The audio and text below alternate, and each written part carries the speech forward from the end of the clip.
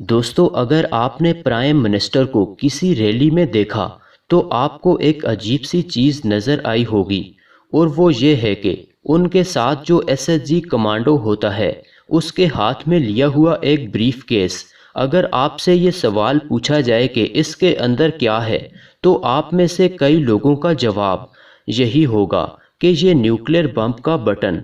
लेकिन ये बिल्कुल भी सच नहीं, ये बस एक अफवाह है।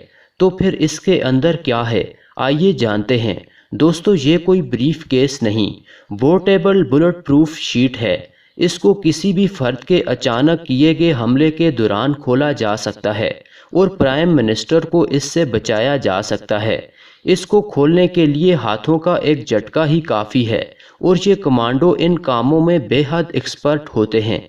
हमले के दौरान वो सब इस पोर्टेबल बुलेट प्रूफ शीट को एक घेरा बना लेते हैं ताकि प्राइम मिनिस्टर को हमले के दौरान बचाया जा सके।